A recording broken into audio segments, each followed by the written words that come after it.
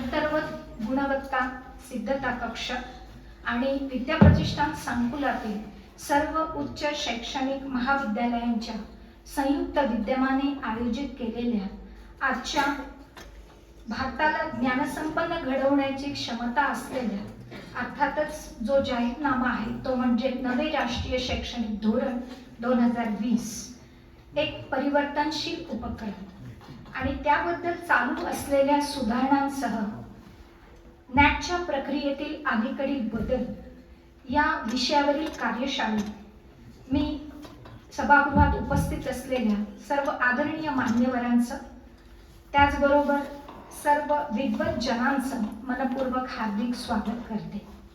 सन्माननीय व्यासपीठावर उपस्थित असलेले आजच्या कार्यशाळेचे प्रमुख वक्ते, नॅकचे प्रमुख सल्लागार आणि बहुआयामी व्यक्तिमत्वाने विभूषित असलेले माननीय डॉक्टर जगन्नाथ पाटील सर, त्यानंतर या कार्यशाळेचे अध्यक्षीय स्थान भूषविणारे आमच्या महाविद्यालयाचे माननीय प्राचार्य डॉक्टर भरत शिंदे सर, त्यांच्या समवेत विद्याप्रतिष्ठानच्या कमलनयन बजाज इन्स्टिट्यूट ऑफ इंजिनिअरिंगचे माननीय प्राचार्य डॉक्टर बिचकर सर, त्याचबरोबर आमच्या महाविद्यालयाच्या IQAC समन्वयक प्राध्यापक निलिमा पेंढारकर मॅडम, तसेच खास निमंत्रित असलेले या सभागृहात उपस्थित असलेले सर्व महाविद्यालयांचे सन्माननीय प्राचार्य, त्यांच्या समवेत उपस्थित असलेले त्यांच्या अंतर्गत गुणवत्ता सिद्धता कक्षाचे समन्वयक, त्याचबरोबर आमच्या महाविद्यालयातील सर्व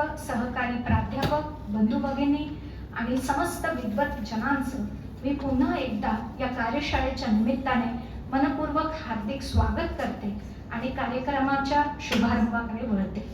स्वामी विवेकानंदांनी असं म्हटलं होतं, education is the manifestation of perfection already in man.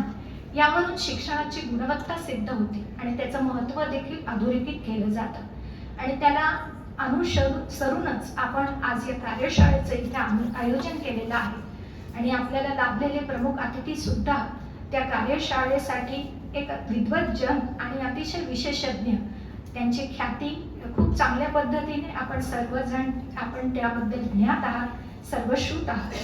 पुन्हा एकदा सर्वांचं मनपूर्वक हार्दिक स्वागत करते आणि या कार्यक्रमाचं प्रास्ताविक करण्याची नम्र विनंती मी आमच्या महाविद्यालयाच्या अंतर्गत गुणवत्ता सिद्धता कक्षाच्या समन्वयक प्राध्यापक निलिमा पेंढारकर मॅडम यांना करते. Please ma'am.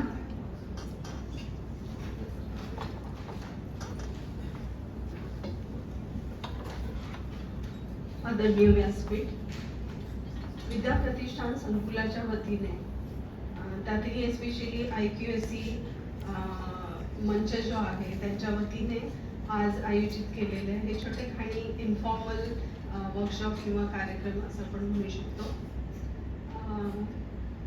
सो आज आपण ह्या कार्यशाळेसाठी वेगवेगळ्या सेक्शन्समधून प्राचार्य IQAC कोऑर्डिनेटर देखील आलेले आहेत आणि आमच्या महाविद्यालयातील प्राध्यापक देखील आले आहेत. सर, आम्ही सर्वांच्या वतीने आपला इथे मनपूर्वक स्वागत.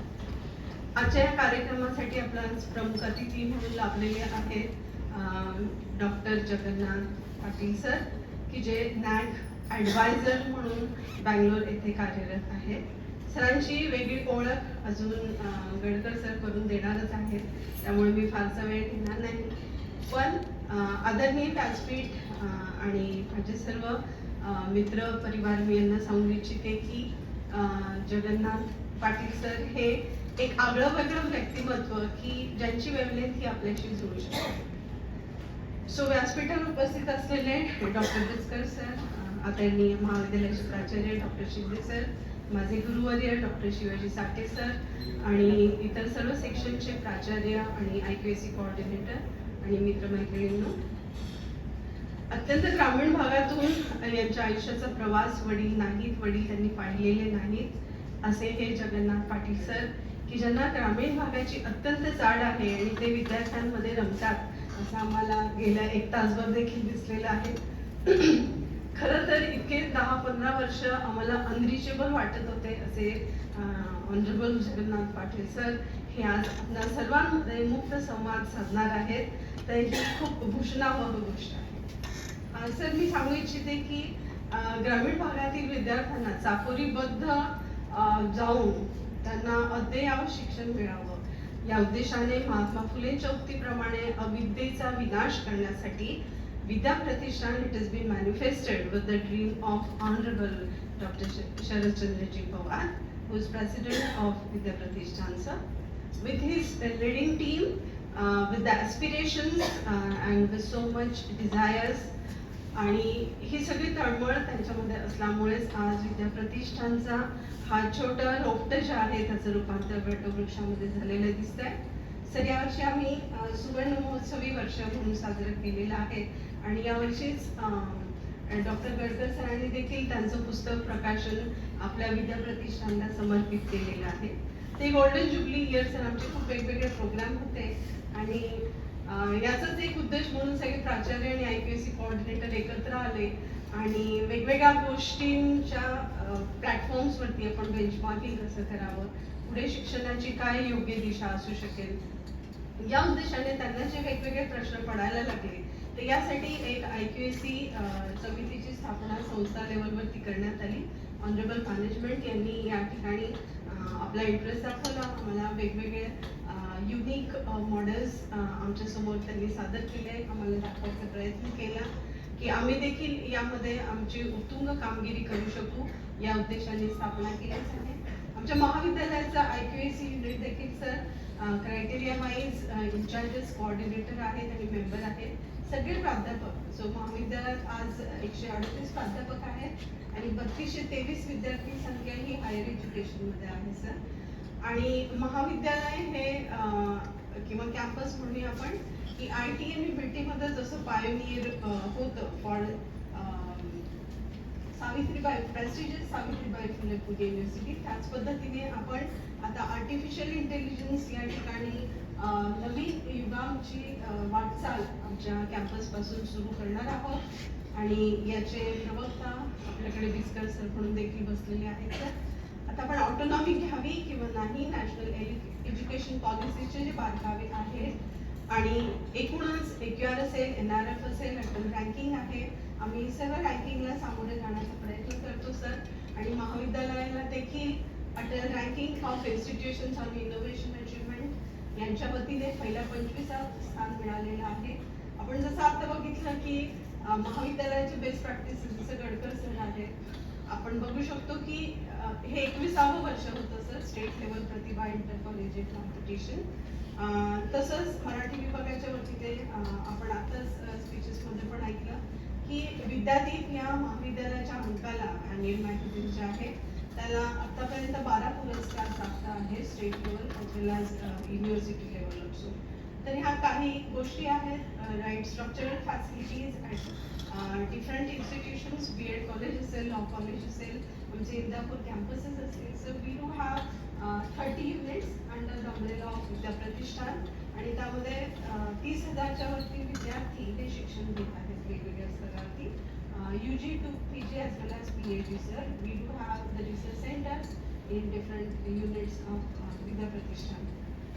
तर या उद्देशाने आम्ही जे सगळे संभ्रमावस्थेत आहोत, आम्ही विद्यार्थ्यांना योग्य देण्याचा प्रयत्न आमच्याकडून करतो आहोत. कोविडच्या याच्यामध्ये आम्ही देखील खूप गोष्टी शिकून घेतल्या, मॅनेजमेंटच्या वतीने आम्हाला खूप गोष्टी प्रोव्हाइड केल्या त्यांनी फॉर ऑनलाईन एज्युकेशन. हे कसं स्टुडंट फ्रेंडली करता येईल हेही प्रयत्न झाले सर. आणि आता जे पुढचे प्रश्न आहेत की विद्यार्थी संख्या कशी टिकवून ठेवायची, विद्यार्थ्यांमध्ये आपल्या विषयामध्ये इंटरेस्ट कसा ठेवायचा आणि महाविद्यालयाची पटावर संख्या जी आपण म्हणतो एनरोलमेंट हे कसं वाढवता येईल आणि आम्ही प्रोफेशनल याच्यामध्ये कशी झेप घेऊ शकतो. जर आपण NEPच्या अँगलने जर आम्हाला या सगळ्या डायमेन्शन्स थोडे विस्तृत केले तर अजून आमचा गाभा या ठिकाणी वाढू शकतो. तर या उद्देशाने आम्ही हे वर्कशॉप ठेवलेलं आहे सर. आपलं आम्हाला सर्वांच्या मनपूर्वक स्वागत करतो.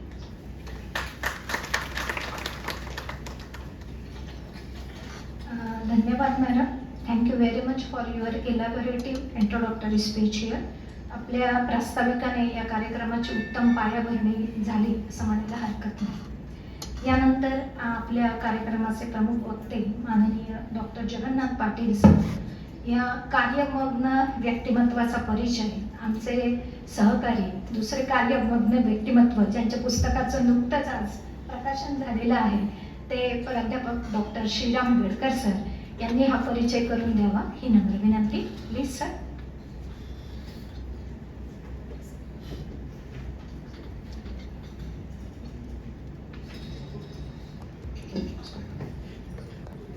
Thank you madam. आजच्या कार्यक्रमाचे प्रमुख अतिथी NAAC सल्लागार डॉक्टर जगन्नाथ पाटील यांचा परिचय करून देण्यासाठी मी आपल्यासमोर उभा आहे. आज 6 जानेवारी 1932 रोजी या महाराष्ट्रातील पहिलं वर्तमानपत्र सुरू झालं, नियतकालिक सुरू झालं.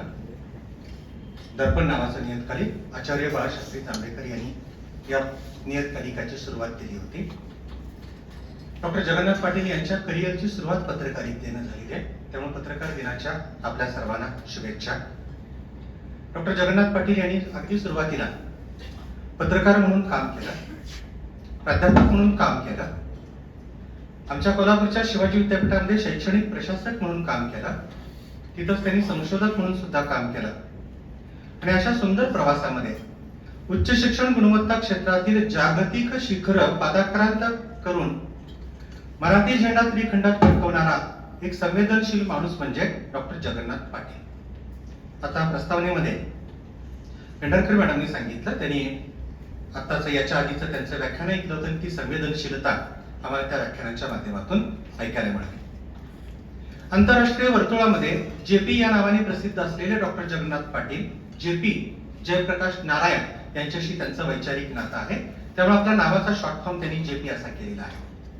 आंतरराष्ट्रीय उच्च शिक्षण वर्तुळात जेपी या नावाने प्रसिद्ध असलेले डॉक्टर जगन्नाथ पाटील मूळचे कोल्हापूर जिल्ह्यातील राधानगरी तालुक्यातील टिटवे या गावचे. आताच मॅडमने असं सांगितलं की डॉक्टर जगन्नाथ पाटील आईच्या पोटात होते आणि त्यावेळेला युद्ध झालं होतं, त्या युद्धामध्ये त्यांच्या वडील शहीद झालेले आहेत. 1971च्या युद्धामध्ये सीमेवर लढताना धारातीर्थी पडलेले शहीद सैनिक सीताराम पाटील यांचे पुत्र असलेल्या जगन्नाथ पाटील यांचे संगोपन त्यांच्या मातोश्री लक्ष्मीबाई यांनी मोठ्या धीराने केले. डॉक्टर जगन्नाथ पाटील यांचं चंबुकरी ड्रीम्स नावाचं आत्मकथन अगदी अलीकडे प्रसिद्ध झालेलं आहे.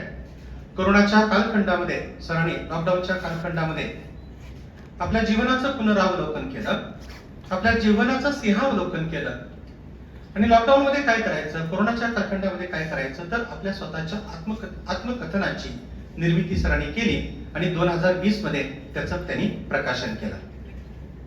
या पुस्तकामध्ये, या आत्मकथनामध्ये त्यांची आई आपल्याला भेटते आणि या जगाच्या पाठीवरच्या महिलांना काय काय सोसावं लागतं त्याचं प्रत्यंतर त्यांच्या आईच्या रूपानं आपल्याला या ठिकाणी यायला लागतं. टिटवे येथील नागोबाच्या देवळात एलपीटीपासून शिक्षणाचा श्री गणेशा झाल्यावर मुंबईतील शारदाश्रम आणि कोल्हापूर येथील राजर्षी शाहू छत्रपती विद्यालय येतात. मित्रांनी मैत्रिणींनो, मला सांगायला आनंद वाटतो की या राजर्षी शाहू छत्रपती विद्यानिकेतनमध्ये माझंही आणि डॉक्टर जगन्नाथ पाटील यांचंही शिक्षण झालेलं आहे. आम्ही दोघेही गुरुबंधू आहोत, एका शाळेचे आम्ही विद्यार्थी आहोत. या शाळेचे विद्यार्थी अनेक रत्न, अनेक IAS ऑफिसर्स, अनेक IPS ऑफिसर्स, फार चांगल्या प्रकारचा अनुमान आहे, फार चांगल्या प्रकारचा माझी विद्यार्थी संघ आमच्या शाळेचा आहे. त्या शाळेमध्ये सरांचं माध्यमिक शिक्षण झालं आणि नंतरच्या कालखंडामध्ये भोगावती महाविद्यालय कुरुपली, तालुका करवीर, जिल्हा कोल्हापूर इथं सरांचं पदवीचं शिक्षण झालं. माझं भाग्य असं की मी तिथेही होतो आणि सर तिथेही शिकत होते, त्यामुळं विद्यार्थी दशेतला बराचसा काळ आम्ही एकत्र घालवलेला आहे. कोल्हापूर येथील शिवाजी विद्यापीठामध्ये वृत्तपत्र विद्या व संवादशास्त्र विषयात ते MJC ला प्रथम क्रमांक पटकावून त्यांनी नंतरच्या कालखंडामध्ये PhD केली. MJC मध्ये नेट सेट झालेला हा पहिला विद्यार्थी आहे आणि MJC मध्ये PhD झालेला हा पहिला विद्यार्थी आहे डॉक्टर जगन्नाथ पाटील. नंतरच्या कालखंडामध्ये मगाशी मी सांगितल्याप्रमाणे आपल्या करिअरची सुरुवात त्यांनी पत्रकारितेच्या माध्यमातून केली. दैनिक सकाळ, दैनिक लोकमत, दैनिक इंडियन एक्सप्रेस अशा नामांकित वृत्तपत्रांमध्ये काम करण्याची त्यांना संधी मिळाली. स्तंभ लेखक म्हणून अनेक नियतकालिकांमध्ये सरांनी लेखन केलेलं आहे आणि सरांचं हे लेखन अगदी अलीकडच्या कालखंडामध्ये पण सुरू आहे. 2-3 दिवसांपूर्वी सरांचा एक अप्रतिम असा स्तंभलेख प्रसिद्ध झालेला आहे. डॉक्टर ज्ञानेश्वर मुळे चांगुलपणाची चळवळ चालवतात. त्या चळवळीचा एक व्हॉट्सअप ग्रुप आहे, त्या ग्रुपवर सरांनी आपला तो लेख शेअर केलेला होता. आता जो आमचा कार्यक्रम झाला मराठी विभागाचा, त्या कार्यक्रमामध्ये सुद्धा त्यांच्या स्तंभलेखाची चर्चा त्यांनी केलेली आहे. मित्रांनी मैत्रिणींनो, राष्ट्रीय पातळीवर काम करत असताना आंतरराष्ट्रीय पातळीवर सुद्धा सरांचं खूप चांगल्या प्रकारचं काम आहे. अशा प्रशांत खंडातील 60 देशांचं प्रतिनिधित्व करणाऱ्या एशिया पॅसिफिक क्वालिटी नेटवर्क या आंतरराष्ट्रीय संघटनेचे डॉक्टर जगन्नाथ पाटील पहिले भारतीय अध्यक्ष होण्याचा मान त्यांना मिळाला. एशिया पॅसिफिक क्वालिटी रजिस्टर या आंतरराष्ट्रीय संघटनेचे ते संस्थापक अध्यक्ष आहेत. युनेस्को, जागतिक बँक, युरोपियन युनियन अशा विविध आंतरराष्ट्रीय संघटनांच्या मोहिमांवर आणि प्रकल्पांवर सरांनी सब्जेक्ट एक्सपर्ट म्हणून काम केलेलं आहे. सरांना अनेक राष्ट्रीय पातळीवरचे आणि आंतरराष्ट्रीय पातळीवरचे पुरस्कार प्राप्त झालेले आहेत. 2007 साली सरांना ऑस्ट्रेलिया सरकारचा इंडिव्हिज्युअल इंडिया पुरस्कार प्राप्त झालाय. थायलंड इथं उपपंतप्रधान यांच्याकडून 2013 मध्ये त्यांना मानपत्र प्राप्त झालंय. 2019 ला श्रीलंकेच्या पंतप्रधानांच्याकडून त्यांना प्रशस्ती पत्र प्राप्त झालंय. अमेरिकन सरकारच्या प्रतिष्ठित ILSV पुरस्कारासाठी सरांचं नामांकन झालेलं आहे. असे अनेक जागतिक पुरस्कार सरांना प्राप्त झालेले आहेत. डॉक्टर बाबासाहेब आंबेडकर मराठवाडा विद्यापीठानं सरांना जीवन गौरव पुरस्कार देऊन सन्मानित केलेला आहे. महाराष्ट्र राज्य प्राचार्य संघटनेकडून सरांना स्कूल ऑफ ऑनर नावाचा पुरस्कार मिळालेला आहे. सरांचं गाव आमच्या कोल्हापूर जिल्ह्यातील राधानगरी तालुक्यामध्ये आहे. त्यामुळे राधानगरी तालुक्यानं त्यांना राधानगरी भूषण पुरस्कार देऊन गौरव त्यांचा केलेला आहे. मायाभूषण पुरस्कार देऊन त्यांचा गौरव केलेला आहे. नुकतंच त्यांचा चंबुकडी ड्रीम्स नावाचं आत्मकथन प्रसिद्ध झालेलं आहे. या आत्मकथनाला अण्णाभाऊ साठे पुरस्कार मिळालेला आहे. आमच्या कोल्हापूरच्या दक्षिण महाराष्ट्र साहित्य सभेनं हा पुरस्कार त्यांना दिलेला आहे. आणि आता 31 डिसेंबर 2022 रोजी नाशिक येथील सार्वजनिक वाचनालयानं, ज्या सार्वजनिक वाचनालयाचे ट्रस्टी होते कविवर्य कुसुमाग्रज, अतिशय प्रतिष्ठेचं असं हे प्रतिष्ठान वाचनालय, त्या वाचनालयानं या वर्षीचा त्या सरांना पुरस्कार दिलेला आहे. त्या पुरस्काराचं नाव आहे मु ब यंदे पुरस्कार. त्यांच्या या साहित्य कृतीला 2 पुरस्कार मिळालेले आहेत. सरांशी मी अधूनमधून बोलत असतो किंवा आमच्या गेट टुगेदर मध्ये आम्ही बोलत असतो. आणि काल मी सरांना ज्यावेळेला मी आणि अमर भोसले त्यांना विमानतळावरनं बारामतीपर्यंत घेऊन येत होतो, त्यावेळेला सरांना मी असं सांगितलं की सर, हे तुमचं आत्मकथन मी वाचलं, पण डॉक्टर जगन्नाथ पाटील नावाचं एक वलयांकित व्यक्तिमत्व एका आत्मकथनामध्ये मावत नाही, एका आत्मकथनामध्ये ते पुरेसं होत नाही.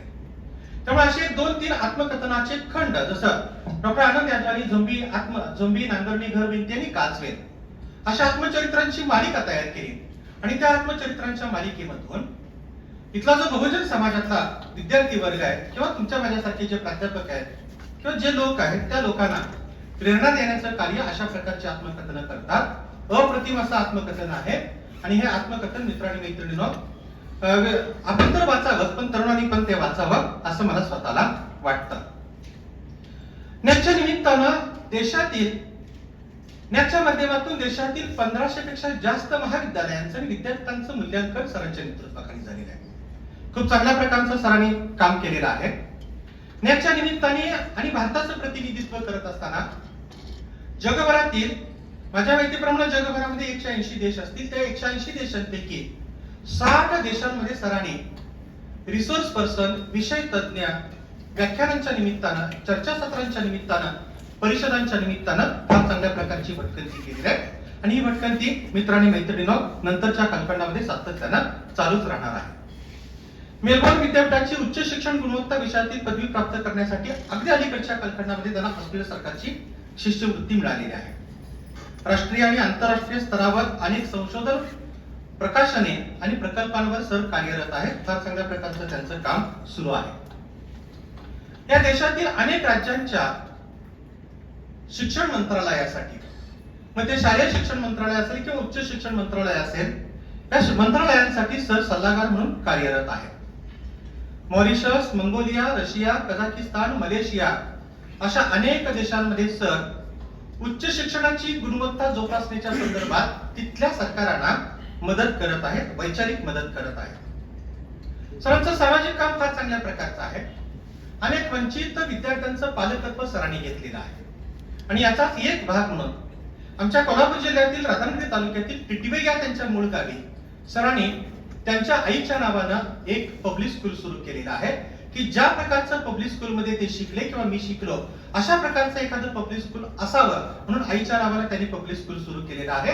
आणि नंतरच्या कालखंडामध्ये आईच्याच नावानं त्यांनी आपल्या गावामध्ये महिला महाविद्यालयाची निर्मिती केलेली आहे. त्या महाविद्यालयातली पहिली बॅच आता बाहेर पडली आणि त्या बॅचचं प्लेसमेंट झालं. त्या बॅच मधल्या अनेक विद्यार्थिनींचं प्लेसमेंट झालं. सरांची एक मी पोस्ट वाचली होती. त्या पोस्ट मध्ये त्यांनी असं लिहिलं होतं, आमचा राधानगरी तालुका दुर्गम तालुका आहे. या दुर्गम तालुक्यामध्ये जर सरांनी स्थापन केलेलं कॉलेज नसतं तर अनेक मुली उंबरठ्याच्या बाहेर पडल्या नसत्या. अनेक मुलींना उच्च शिक्षणापासून वंचित राहावं लागलं असतं. पण त्या मुली त्या महाविद्यालयामध्ये आल्या, सरांनी स्थापन केलेल्या महाविद्यालयामध्ये आल्या. सर पारंपरिक शिक्षण तर देतातच पण त्याच्यासोबत कौशल्यावर अधिष्ठित अशा प्रकारचं शिक्षण आपल्या स्वतःच्या महाविद्यालयामध्ये देतात. आणि त्या विद्यार्थ्यांचं प्लेसमेंट सुद्धा चांगलं झालं. आणि त्या पोस्ट मध्ये सर असं लिहितात, या मुलीने कदाचित आमचा राधानगरी तालुक्याचं ठिकाण म्हणून बघितलं नसतं, कोल्हापूर शहर हे जिल्ह्याचं ठिकाण म्हणून बघितलं नसतं, पण या मुलींची प्लेसमेंट झाली आणि प्लेसमेंटच्या निमित्तानं या मुली पुणे, मुंबई, दिल्ली, हैदराबाद, बेंगलोर जिथं जिथं कुठं आयटीची क्षेत्र आहेत तिथं कार्यरत आहेत. त्या ठिकाणी हे मुली जातील आणि आपल्या गावाचं प्रतिनिधित्व करतील, आपल्या राज्याचं देशाचं प्रतिनिधित्व करतील. आणि मला खात्री आहे की नंतर याच मुली आंतरराष्ट्रीय पातळीवर सुद्धा खूप चांगल्या प्रकारचं काम करतील. कोरोनाच्या आधीचा जो कालखंड होता त्या कालखंडात सर NAAC मध्ये नव्हते. जपान सरकारनं त्यांना बोलवलं होतं. आपलं जसं NAAC आहे, आपल्या देशाची जशी NAAC नावाची संस्था आहे तशा प्रकारची संस्था टोकियो इथं स्थापन केली, जपान सरकारनं स्थापन केली. आणि त्या संस्थेला मार्गदर्शन करण्यासाठी भारत सरकारच्या वतीनं पुण्याला पाठवायचा असा ज्यावेळेला विचार झाला किंवा जपान सरकारनं जे काही निमंत्रण दिलं डॉक्टर जगन्नाथ पाटील यांना निमंत्रण दिलं. अशा प्रकारचं हे व्यक्तिमत्व. मित्रांनो मैत्रिणींनो, चंबकडी ड्रीम्स नावाचं हे जे काही पुस्तक आहे या पुस्तकामध्ये त्याने एक विधान केलेलं आहे, फार चांगल्या प्रकारचं विधान केलेलं आहे. आपल्या शिक्षकांच्या बद्दलची, आपल्या प्राथमिक शाळेतल्या शिक्षकांच्या बद्दलची, आपल्या माध्यमिक शाळेतल्या शिक्षकांबद्दलची, आपल्या महाविद्यालयीन आपल्या विद्यापीठ शिक्षकांच्या बद्दलची त्यांनी कृतज्ञता व्यक्त केलेली आहे.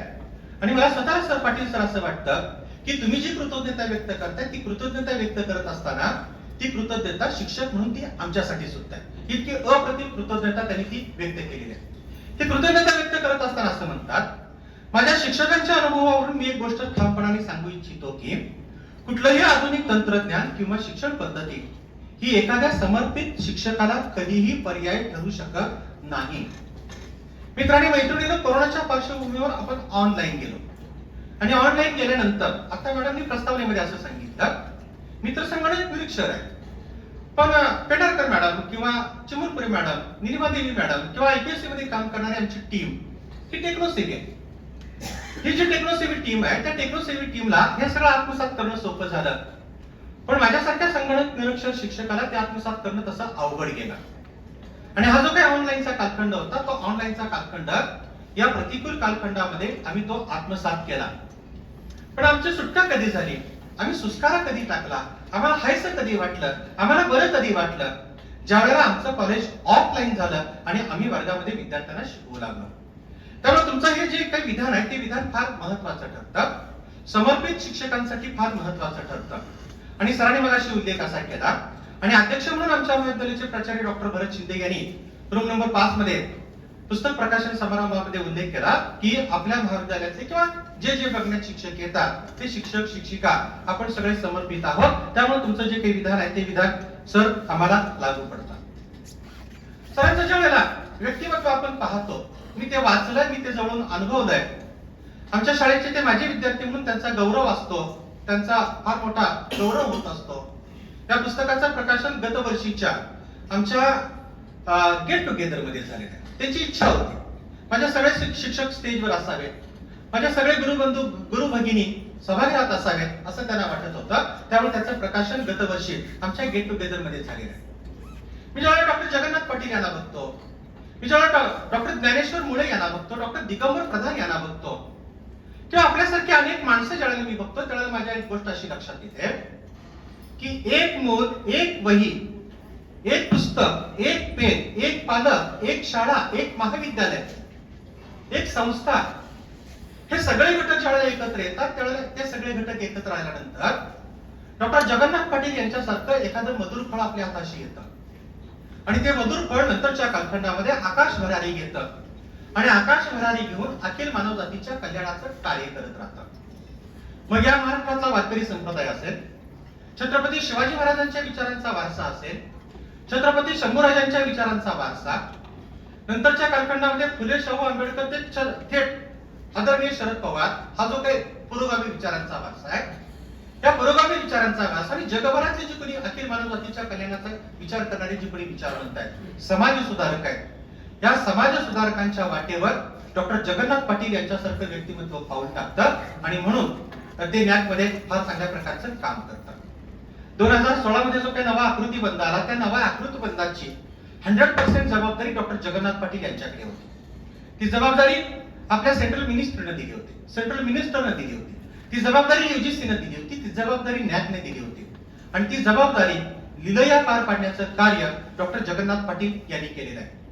सर, या महाविद्यालयामध्ये या विद्याप्रतिष्ठान परिवाराच्या वतीनं, या महाविद्यालयाच्या वतीनं आणि IPCच्या वतीनं, सभागृहात उपस्थित सर्व बंधू भगिनींच्या वतीनं मी आपलं मनापासून स्वागत करतो आणि इथून पुढच्या कारकिर्दीमध्ये आपल्या हातून खूप चांगल्या प्रकारचं कार्य हो, नागरी पुरस्कार मिळो, पद्म पुरस्कारासारखा एखादा पुरस्कार आमच्या मित्राला आणि NAACच्या या सल्लागाराला डॉक्टर जगन्नाथ पाटील यांना मिळावा अशा प्रकारची अपेक्षा व्यक्त करतो आणि थांबतो. धन्यवाद.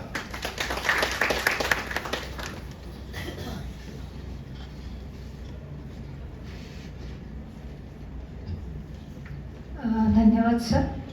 आपल्या परिचयातून, आपण दिलेल्या परिचयपूर्ण अशा व्याख्यानातून आपल्या अतिथींचा अतिशय बहुमूल्य असा इथं परिचय सर्वांना झालेला आहे आणि सर्वात खास बाब मला अशी आवडली आदरणीय डॉक्टर पाटील सर, की कृतज्ञता हे भारतीय संस्कृतीचं अतिशय उच्चतम मूल्य आहे आणि त्याचा उल्लेख सरांच्या परिचयातून झाला. त्यामुळे या कार्यशाळेचं औचित्य साधून आपल्यासारख्या उच्च विद्याविभूषित विशेषज्ञाचं आणि विशेषतः कृतज्ञशील व्यक्तिमत्वाचं एक औचित्य साधून आदर, स्वागत आणि सत्कार करणं हे आमचं आद्य कर्तव्य आहे. तेव्हा मी आमच्या महाविद्यालयाचे माननीय प्राचार्य डॉक्टर भरत शिंदे सर यांना नम्र विनंती करते की त्यांनी आपले आजचे प्रमुख अतिथी माननीय डॉक्टर जगन्नाथ पाटील सर यांचा सत्कार संपन्न करावा. आपल्या सर्वांच्या साक्षीनं हा सत्कार संपन्न होत आहे. आपण सर्वांनी टाळ्यांच्या गजरामध्ये त्यांचं स्वागत आणि सत्कार करू. आदरणीय डॉक्टर जगन्नाथ पाटील सर, शाल शिवराज आणि आपल्या आदरणीय व्यक्तिमत्व, आपल्या संस्थेचे सन्माननीय अध्यक्ष माननीय शरदचंद्र पवार साहेब यांचे लोक माझे सम्राट पुस्तक देऊन सत्कार संपन्न.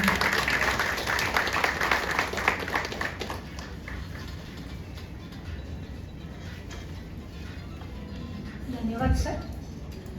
श्रवणे होतसे कार्यसिद्धी या नात्याने आपल्याला बहुश्रुत व्हायचे, तेव्हा अधिक वेळ न दवडता मी आपले आदरणीय प्रमुख अतिथी डॉक्टर जगन्नाथ पाटील सर यांना नम्र विनंती करते की त्यांनी आम्हाला मार्गदर्शित करावं. Please sir.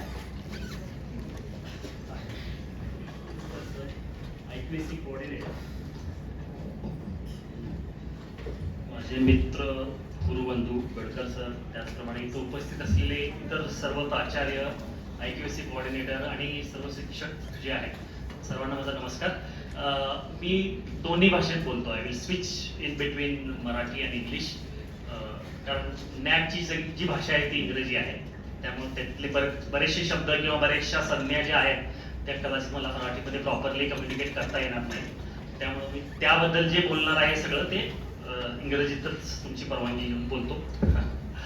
आणि बाकीच्या गोष्टी ज्या आहेत आधीमध्ये जे मराठी संवाद साधण्यासाठी म्हणून बोलावं लागेल ते मराठीत बोलतो. असं दोन्ही भाषांमध्ये बोलू इच्छितो. NAPची ही ती अपेक्षा आहे.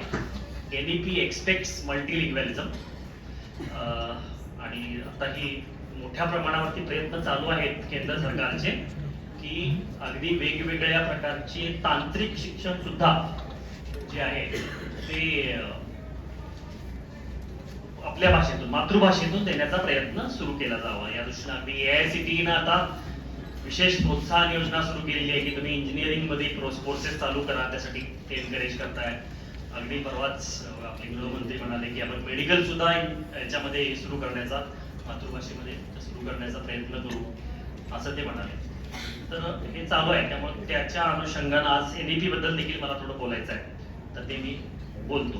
तर पहिल्यांदा मी सगळ्यांचे आभार मानतो, विशेषतः महाविद्यालयाचं आभार, प्राचार्यांचे आणि या स्टाफचे सगळ्यांचे आभार. की माझी अनेक वर्षांची इच्छा होती बारामतीला यायची. या महाविद्यालयाच्या परिसरात तर यायची इच्छा होतीच, पण पवार साहेबांनी जे काही एक मॉडेल डेव्हलप केलेलं आहे, ज्याच्याकडे देश बघतो ते बघावं, आणि इकडे या वर्षी खूप वर्षांची इच्छा होती आणि काही ना काही कारणास्तव ती पुढे ढकलत जात होती. आणि श्रीरामचं विशेषतः जास्त कौतुक करायला हवं की त्यांनी सातत्यानं 7 वर्षे चिकाटीनं पाठपुरावा केला की कधी ना कधीतरी. मग मी आज नेमकं या वेळेला जागतिक मराठी संमेलन आहे आजपासून पुण्यामध्ये, योगायोगानं पवार साहेबच त्याचं उद्घाटन करतात आणि त्याचे प्रमुख, त्याचे अध्यक्षस्थान जे आहे ते ज्ञानेश्वर मुळे, ते देखील माझे आणि श्रीरामचे गुरुबंधू. आणि याच कार्यक्रमामध्ये माझं देखील एक सत्र आहे, माझं देखील सत्र आहे, ते परवा दिवशी आहे. त्याच्यामध्ये काही लंडन, अमेरिका इथले लोक आणि सिम्बायोसिसच्या विद्या एरोडेकर आणि मी असे आम्ही असं एक सत्र आहे. मग यासाठी मी येणारच होतो. त्यांना त्यांच्या भाषेत सांगितलं आहे. आमच्या कोल्हापुरात कुणाला आहे की मला भावाच म्हणायला लागतं, मग खुन्नस. तुम्ही जर भावा बिवा म्हटलं नाही तर मग काही तुमचं खरं नाही, असं थोडंसं असतं. झालं की नाही? ओके, येतो. तर हे मी फास्ट करेन, आई स्किप. त्यातले मला वाटतं तुम्हाला बऱ्यापैकी सगळं माहिती आहे, पण त्याची फिलॉसॉफी काय आहे, जसं तुम्ही आता ऐकलं की त्याच्या निर्मितीमध्ये माझा सहभाग असं म्हणण्यापेक्षा अगदी सिंहाचा वाटा त्याच्यामध्ये आहे, त्याचा कन्सेप्च्युअलाइज करण्यापासून, म्हणजे ते इथपर्यंत आहे.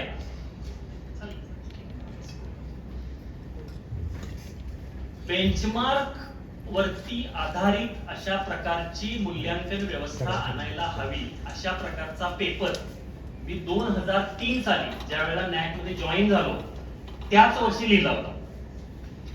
त्याच्यामध्ये आता जे तुम्ही बेंचमार्क्स बघितले सगळ्यांनी वेबसाईट वरती अपलोड झालेले, आणि ते 2017ला त्याची सुरुवात आहे, त्यापासून ते तेव्हाच होते, फक्त ते तुम्हाला माहिती नव्हते, डिस्क्लोज केलेले नव्हते, तर तेव्हा त्याची सुरुवात झालेली आहे. पण ते तसं करायला हवं असं मी 2003 मध्ये एक पेपर लिहिला होता NAAC मध्ये जॉईन झाल्याच, आणि तेव्हापासून मी त्याचा पाठपुरावा करतोय. चांगल्या आयडिया जे असतात त्या लगेच मान्य होतील असं नाही. त्याची परिस्थिती तर अशी होती की 2003 साली मी जो पेपर लिहिला तो पेपर ऍक्च्युली AIच्या युनिव्हर्सिटी न्यूज वाल्याने रिजेक्टच केला होता. त्यांना ही कल्पना आवडली नाही किंवा काय आलं मला माहित नाही, पण दुसरीकडे एकीकडे साऊथ मधल्या एका ठिकाणी तो पब्लिश झाला. त्यानंतर अशाच थीम वरचा एक रिसर्च प्रोजेक्ट मी पुन्हा एकदा मी चिकाटी सोडली थोडं नाही, तुम्हाला माझ्या पुस्तकात दिसेल. तर ते 2003 ला कन्सेप्ट मांडला, तो त्यांनी पटला नाही, म्हणून मी तसा आणखी एक प्रोजेक्टच घेतला 2008च्या सुमारास. 1 वर्ष 2 वर्ष त्या प्रोजेक्ट वरती काम केलं, आणि तो बेंचमार्किंग वरचाच होता. तो आमच्या एक्झिक्युटिव्ह कमिटीनं मान्य केला वगैरे वगैरे, परंतु त्याची अंमलबजावणी करायला त्यांनी नकार दिला. ते म्हटले छान पेपर आहे, मस्त आहे, आपण वापरायला हवा वगैरे वगैरे, पीयर टीमच्या सगळ्या मेंबर्सनी ते वाचायला हवं, पण प्रत्यक्ष ग्रेडिंगसाठी त्याचा आपण वापर करायचा नाही, असं त्यांनी 2008ला 9ला म्हटलं. मग पुन्हा ते तसंच प्रकरण झालं, आणि अखेरीस 2017 साल उजडायला लागलं की ज्या वेळेला 2016च्या सुमारामध्ये नीती आयोगामध्ये जे त्यावेळेला उपाध्यक्ष आलेले होते, जे अगदी पंतप्रधानांचे अतिशय जवळचे विश्वासू म्हणून ओळखले जाणारे अर्थतज्ञ आहेत, पनगडिया, ते पुन्हा आता अमेरिकेत गेले त्यांचा कार्यकाळ संपवून, तर ते आले, आणि इतर काही लोक. तर ते म्हणजे नीती आयोग आणि पंतप्रधानांचं कार्यालय यांनी त्यावेळेला त्यांचा जगभराचा अनुभव वगैरे वगैरे या सगळ्याचा विचार करून त्यांनी असा आग्रह धरला की डेटा बेस्ड, बेंचमार्क बेस्ड अशा प्रकारचं वेगळं अक्रेडिटेशन हे आणायला पाहिजे, असा आग्रह तिथून आला.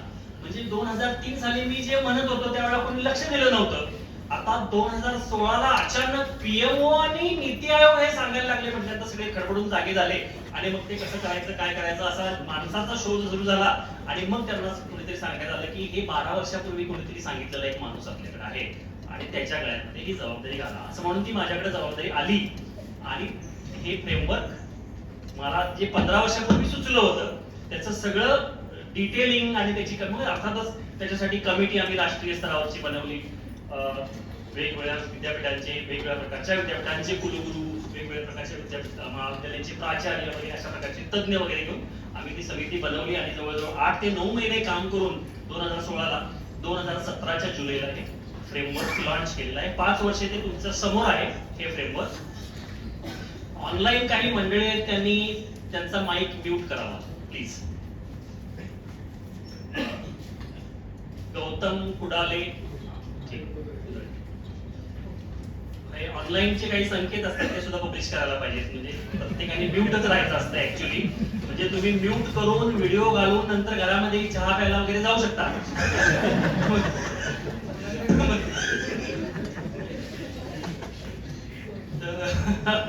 आम्ही असाही काही ऑनलाईनला प्रोटोकॉल करणार, त्याला असे बरेच जण करतात. काही जणांनी अख्खे एफडीपी असे केले. असे ऑनलाईन एफडीपी किचन मध्ये, माणूस किचन मध्येच पण एफडीपीचं सर्टिफिकेट आता. तर ऑनलाईनचे काही दुरुपयोगी एक छान त्याच्यावरती प्रेझेंटेशन केलंही होतं आणि मी माझ्या काही आंतरराष्ट्रीय मित्रांची पाहिली आहे. त्यांनी खूप स्टडीज केलेली आहेत की कोरोनाच्या काळामध्ये आपण म्हणतो ना हे सगळं ऑनलाईनचं पीक आलं चांगलं झालं. It happen for good. म्हणजे आपण जे करायला तयार नव्हतो गेली 10-15 वर्षे ते एकदम आपण धक्क्याने ते कोरोनाने आपल्याला ढकलून ते करायला लावलं. चांगलं झालं. खूप चांगल्या गोष्टी झालेल्या आहेत. पण त्याच्यात ह्या मजा पण आहेत. त्या मजा म्हणजे ह्या हे जे सगळं ऑन करून मस्तपैकी आपल्या आपल्या कार्यक्रमात असतात असे लोक ऑनलाईन जे आहेत. त्यामुळे ऑनलाईनवरचा विश्वास सुद्धा आता बराचसा उडायला लागलाय की बाबा लोक खरोखर पाहिजे. किंवा काही जण आग्रह करतात की ऑनलाईन तुम्हाला सर्टिफिकेट पाहिजे असेल तर you must keep your video always on. काही शाळांमध्ये म्हणजे माझ्या मुलाच्या शाळेमध्ये तसं असायचं की you cannot attend the class online if your video is not on. तसंच पाहिजे. तर असं मला वाटतं आपण प्राचार्य महोदय आपण एफडीपी ला पण करायला हरकत नाही. तो एफडीपी कागदावरती राहू शकतो. Anyway, so let me start. Let me begin. I'll go through briefly. I have divided my presentation into 2 to 3 parts. The first part is that I'll talk briefly about the challenges before Indian higher education as a community. What are the challenges we are facing through? And then I will talk briefly how NAAC is trying to address it through its framework. What are the reforms? What are the and we are also improving. We are learning. Whatever we started in 2017, it is not the same. It has undergone several changes. So, what changes we have made recently, and what are the changes on annually? Means unfolding changes. There are quite a few changes which are happening and will happen in coming few months or years. And in that context, finally, what NAP says. What is the NAP's direction in terms of quality, and what will be the future of quality higher education? So these things briefly, and then I will try to spare some time for interactions. I don't want it to be a monologue. एक फार मोठा विद्वान माणूस आहे तुमच्या पुढे काहीतरी विद्वत्ता प्रदर्शित करण्यासाठी आहे असं काही मला करायचं नाही. I want it to be very interactive session. तुमच्या मनामध्ये काही शंका असतील, whatever doubts you might have, I will be very happy to answer that and we will interact. So to begin with the challenges before higher education, I would like to say that major challenge, and for which the presentation is not so don't look at it. Look at it. So the major challenge what Indian higher education faces today is we are going through a quality crisis. Essentially, Indian higher education is in crisis of quality. We have expanded exponentially. Very impressive growth from the 1947 till now. अमृत काळात प्रवेश करत असताना आपण जोरदार quantitative आघाडीवरती, very impressive quantitative growth we have achieved. 50,000 plus higher education institutions, 3,000 around colleges, 1,000 plus universities, millions of enrollment in students. Almost every week new universities started. Almost every day new college is starting. Lot of quantitative expansion is happening, though it is not adequate. We are currently having gross enrollment ratio which is between 26% to 30%. Even then, It is such a huge number. We are currently second biggest or largest higher education system in the world. By 2030 or so, we will become the biggest higher education system in the world. Probably in terms of number, obviously in terms of number, we will be the biggest higher education system in the world. Every one graduate in the four. In 2030, there will be four graduates in the world. One will be from India. So that is the level of. But still, I want to say that even with this speed of expansion, by that time, few million, at least it is estimate of British Council that around 2 crore students will not get any seat in any college or university by 2030. So they will be also out. So currently 70% of our eligible population is out of higher education. Several crores drop out from school, from primary to secondary, secondary to higher secondary, and by the time they reach higher education, 70% are not in a position to get into higher education. Forget about their achievements and other things. So this situation is still there, and that will continue to be there even though we keep on progressing. NEP has kept the target of reaching 50% GER. So quantitatively also we will continue to have challenges, but according to me that's not the challenge at all. Government did not do much in terms of quantity, that's what I feel. There are many people, many societies, philanthropists, NGOs, they are willing to come forward, start schools, start colleges, start universities. That is happening. That's how the 78% of the Indian higher education now is controlled, owned by private. Not private means they are all non-government entities, not for profit, non-government agencies. But we know when we say no, not for profit, what is that? So that's there. So government, I think, did not worry about the quantity. What is the worry that government should be is about the quality, and that's where the very, very serious problems are there right from the school. There is one international survey called PISA. PISA is it surveys the students, school-going students across the world, and try to rank them in terms of their quality and outcomes. When it happened last time, what would be the India's rank in 170 plus countries? Any case? There were 170 plus countries participated. They ranked the countries according to their achievements. Singapore was obviously Singapore, Korea, top 1 or 2 or something like that. What was the rank of India? Anybody knows? Any guess? 134, I appreciate what is that. Nice number. So you are very optimistic. Whosoever is saying that, very optimistic. I appreciate your courage and I appreciate your optimism about this thing. But we were last but second or third. ढोक मध्ये होतो. ढोक मागचे 2-3 जे आहेत ना त्याच्यामध्ये होतो. आणि त्याच्यामध्ये त्याचा एवढा धसका आपल्या सरकारने घेतला की तिथून पुढे आजपर्यंत त्या सर्वीतच बाकी आहेत. तर त्याच्या there may be some problems with that methodology or something, maybe some biases. We can always say that there is a problem with Olympics. That's why we don't get medals. Nobel committee is very, very problematic. See, they don't give any scientist awards in India. 70 years happened. Our scientists are not getting Nobel. Oscar also we are not. Something must be problem. So for every solution we have, for every problem we have a solution. You say that the methodology is faulty.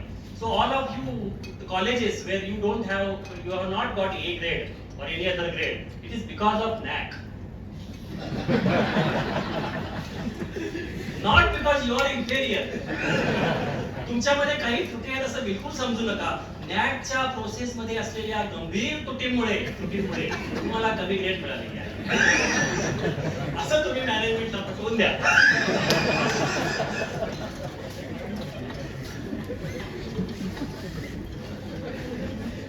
बरोबर आहे ना? तसंच करायचं आपण. So, anyway, let me come to the point. So we can give excuse for anything. We are good at that. Argumentative Indians. We can argue on anything. Look at our television shows. For that, is there any Nobel or Olympic? We must get it.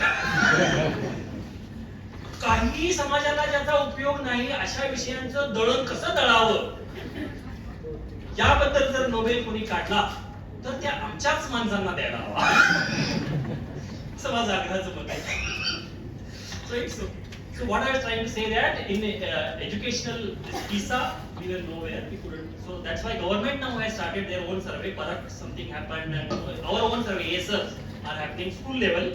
Even that has found that there are very serious problems in our primary secondary education system. So much so that students who are in the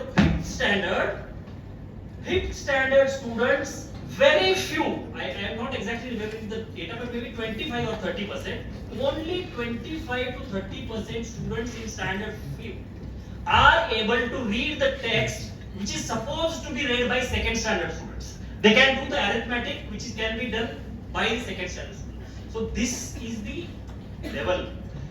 There is one very famous organization, NGO called Pratham. They come out with the annual reports and they have been warning various governments and people about the quality of the primary and secondary education. And I think more or less similar case we can see in terms of higher education. As I was just sharing with the students when I spoke. We have 1,000 plus universities. We have the great IIMs, IITs, so many national institutions and so things. NAAC, we have also given wonderful grades to so many people, A plus, A double plus, so and so. So we have to believe that there are large number of high quality, good quality institutions in the country. Unfortunately, the world doesn't believe in that. So that's how in top 100 we have not a single university. In top 100 of the world, we don't have a single university for years together. For years together, we are not achieve that level. That's not a single. There are few. Only what is our top, that is Indian Institute of Science, is within range of 200 or something like that. So it is like that. So I think this is very, very problematic. This is very, very problematic, and others also. This is a altogether different topic. I will tell you patents. Patents is one area where I think we have such a huge system of higher education. We should be producing largest number of patents. But no, not only US and China. US and China produce more patents than us. But unfortunately, Taiwan, Israel is tiny dots on the map of the world. They also produce more patents than us. They have, I wanted to give example, Singapore. I was just telling, Baramati एवढं सुद्धा नाही आहे ते Singapore. एवढंसं पिटकुलर राष्ट्र आहे, बेटाचं देश आहे, ज्या देशाला the country which has to borrow its own drinking water every day from the neighbouring country. Zero resources. They don't have any resource, no minerals, no natural resource, only problems. That country has produced 2 universities in a span of 20 years which figure in top 100 of the world. You go to any university department. I visited their own journalism department of NAAC Technological University, NTU, because that belongs to me. What I noticed is that one single Department of Journalism and Communication, NAAC Technological University, faculty from how many university, how many world countries? 28 countries. एका विद्यापीठामध्ये, एका विभागामध्ये 28 देशातले प्राध्यापक त्यांनी आणलेले आहेत आणि आपल्याला इथं बारामतीच्या जवळ इंदापूरच पाहिजे किंवा इथं कुठेतरी पुणेच पाहिजे. आमच्याकडले सगळे प्राध्यापक जे असतील ते किती किलोमीटर मधून येतात याचा आपण विचार करावा. म्हणून हा बेंचमार्क ज्या वेळेला आम्ही घातला तर आम्ही जबाबदार होतो पूर्वीच्या काळामध्ये की किती तुमचे विद्यार्थी आणि किती तुमचे शिक्षक हे बाहेरून येतात ह्याचा गुणवत्तेशी थेट संबंध आहे. पण आमच्या अनेक लोकांनी टाहो फोडून सांगितलं याचा आणि याचा काही संबंध नाही. अनेक लोकांनी मग शेवटी अखेर त्यांचा विजय झाला. त्या अनेक लोकांनी भांडून अखेर मग 2 वर्षांनी तो बेंचमार्क आता डिलीट करण्यात आलेला आहे. मी ओरडून सांगत होतो तालुक है युअर ऑनर, तालुक है युअर ऑनर. ते म्हटले नाही आम्हाला आमच्या तालुक्यातलंच पाहिजे.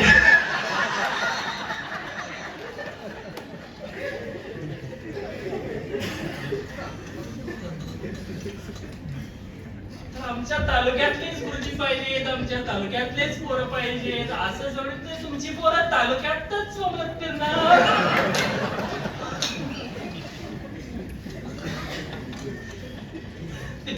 ते कधी होणार त्यांची प्लेसमेंट? बाहेर जा ना तुम्ही. Go outside, go to Bangalore, go to some other, not go to Bangalore, go to Pune. Look at the symbiosis. How many countries, from how many countries they have got the students? Look at some places. These are pockets of excellence. It is not that India everything is bad. There are pockets of excellence. South is doing exceedingly well. BCom, BBA किती fee घेतात तिथं? 7,000, 8,000, 5,000, बरोबर आहे ना? ते देऊन पण पाठीमागे लागणार ते ये रे बाळा, असं त्यांना करायला लागतंय. I can tell you one example. I won't name the university because I am not here to promote any university. One university runs a BCom program. They charge 2.5 lakh fees, and I say many times I get somebody who said, "Please give your recommendation. I want the admission." They are willing to pay 2.5 lakhs, but there are no seats available because there is a guaranteed placement. The college organizes, university organizes such a rigorous training to them, all value-oriented education, skill education, everything that they train in such a way, organize the campus interviews, have the placement officers, frequent things. So placement is assured, that too in a good companies. So in the same country we can see variation. There are a large number of areas where teachers go behind the students to get the admission when it is free or cheap, but they at the same time people are willing to pay 2 lakh, 2.5 lakhs. When it comes to engineering, even higher, medical even higher. So there is huge disparity, and generally quality is a crisis in our country. Vast majority of higher education in our country is in a poor state of quality. Particularly those funded by the government are very poor, I would say, because for the private it is a question of survival.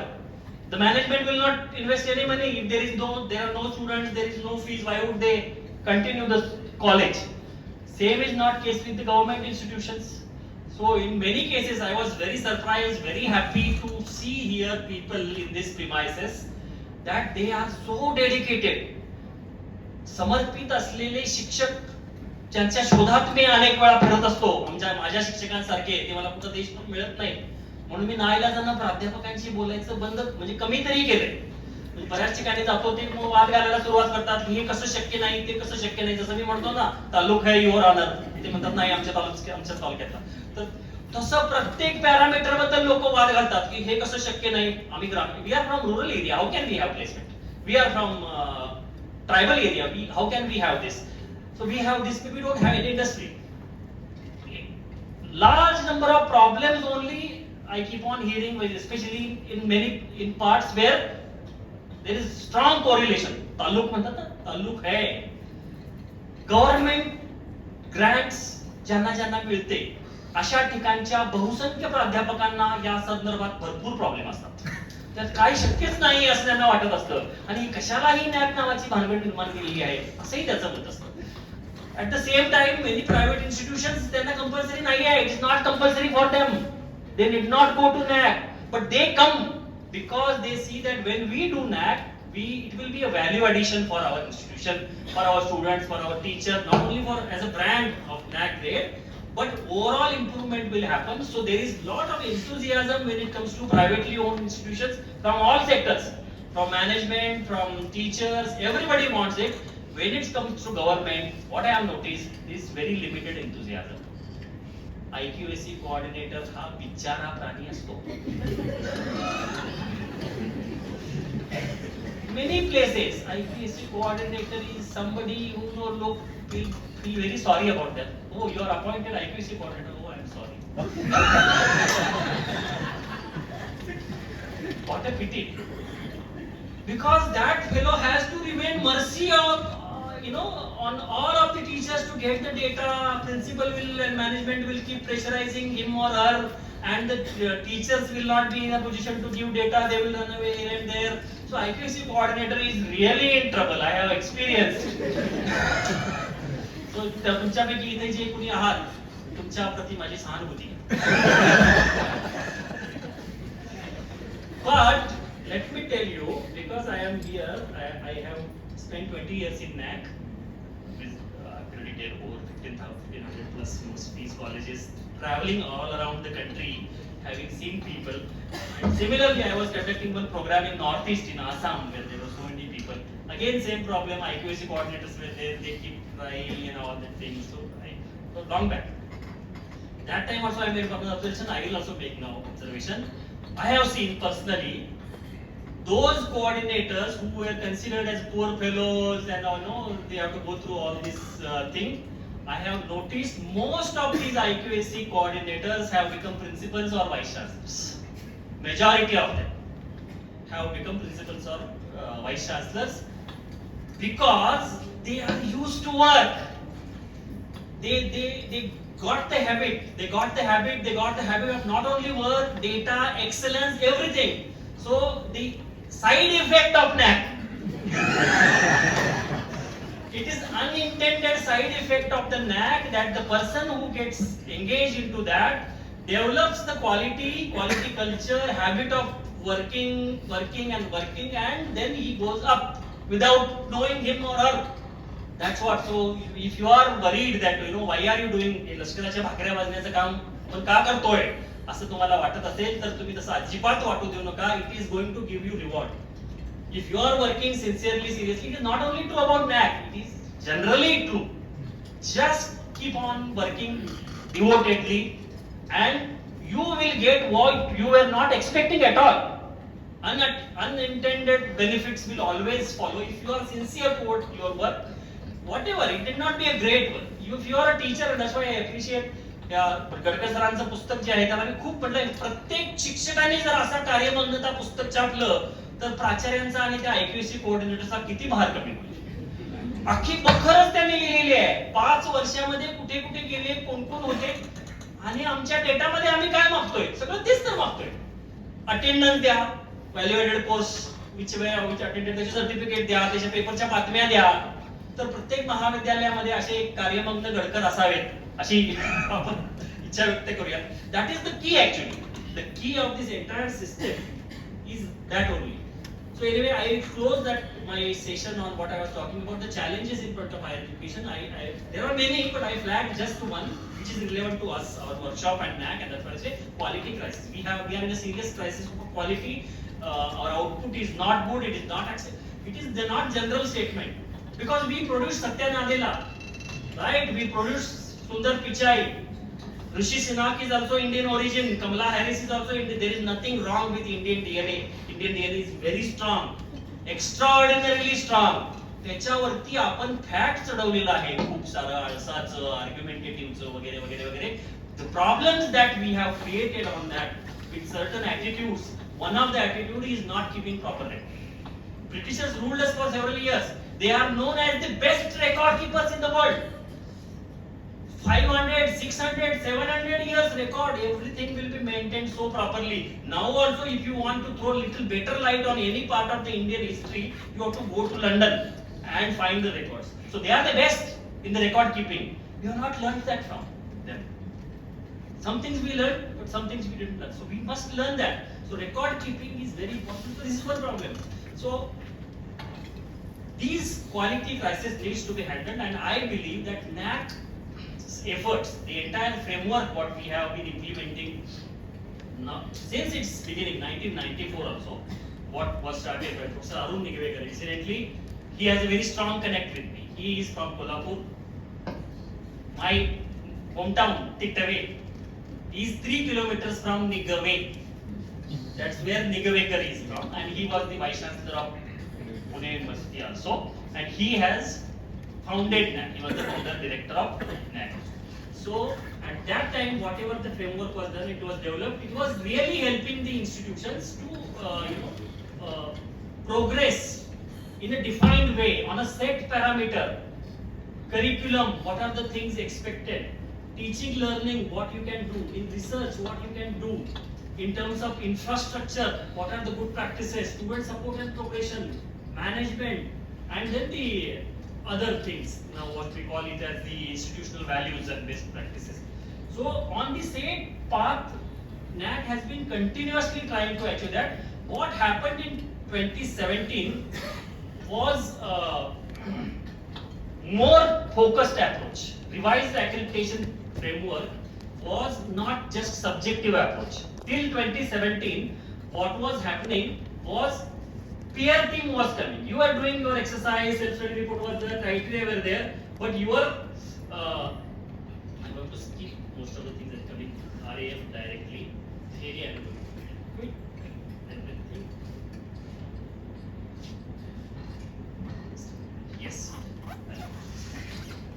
So this was peer team based. We made lot of efforts to see to it that peer team based outcomes is balanced one. They are really excellent people, nice people, high integrity, best in their own profession. So, but even then aberrations were there. That aberrations were getting, lot of coverage. So college which may not deserve that grade was also getting good grade because peer team was treated very well. So the entire focus of the assessment and accreditation process was going actually, not in all cases, but in many cases or some cases, on not managing the quality and the entire process, but managing the team. So you team को manage करो, बस हो गया, अगले 5 साल के लिए ठीक है. So that kind of attitude was developing, and that was the RAF was the answer to that kind of attitude. That it is not one-time business. It is not that you can manage something in one time only. It has to be a continuous process. So that was the approach, and therefore a paradigm shift in approach and philosophy was taken. Peer team score was reduced to 30%, and quantitative data-based parameters we brought in, and those were benchmark based. Now that are disclosed. It is not now. It was not disclosed, but now it is disclosed, and it is on the website. You can see that. So what is this quantitative metric? Is again, and that was I personally did that. I was the convener of the committee, which devised this entire framework. Core committee we constituted, which convened this. So right from the design, its presentation, prototype presentation to our general council. I made the presentation of this idea to Prakash Javadekar ji, who was the minister, to the UGC chairman, where we took that approach that we will proceed in that way.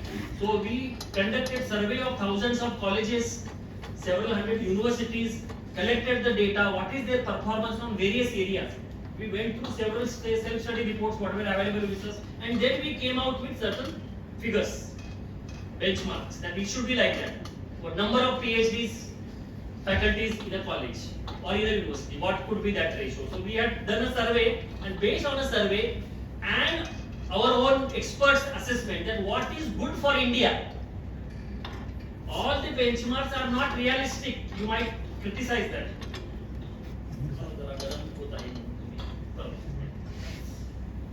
जास्त hot बोलतोय का मी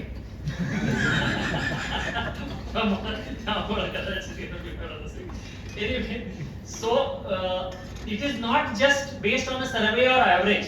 Every benchmark that is now on the website, you can just open it and see. How many of you have seen the benchmarks on the NAAC website? Raise the hands. Sure, we'll have a discussion on that. You can raise the comment because I was the culprit. I have designed this whole concept. So that is the concept. It is the average of several top institutions, top rated institutions, plus intention, experts' intention that India has to move into that direction. Innovation ecosystem we have brought in, because we think that we should become startup capital of the world. So that's why we have asked how many startups. They are not there in college, but universities are there. So how many patents, how many copyrights. So all these parameters have been brought in, and they were there, and they are on the 5-point scale. Now also they are on the 5-point scale, and the third party verification, you know how it happens. So you just submit the data and the documents. Anonymous entity is there. They go through this your documentation, raise the queries to you on the DVB portal. You come back, you give your clarifications, additional documents, and then there is a recommendation that okay, the college has claimed that they have done 35 value-added courses in the last 5 years, but after the verification, the DVB may say no, not 35. We don't have enough evidence to prove that it is 35, 25 is okay. That is also reasoning is there, and that's how it is accepted. So on all those parameters, so there will be a changed data. So there is a change report. You will receive updated SSR at the end of the process when you pre-qualify. Earlier we had made so many provisions. There were grade qualifiers also. To get into A grade for university, we had suggested that they must have A grade or in criteria 3 also. If they don't have A in criteria 3, even if they score higher in other things, they cannot get A. Such in student supervision progression in teaching learning, the college must have A grade. If they have in other areas and still going to A, we were not giving them A grade. We were trying to adjust that. That was the original suggestion. Again, everybody pressurized. Here, there, went to minister, then minister called us, then we had to drop it. Then there was penalty to submit bogus data. Now also many people submit bogus data. It means they have not done any meeting or performance or certificates or something like that. Something they will get it from somebody. There are some agents, consultants, they are willing to help people. Okay, we will manage. So there are some lazy managements also.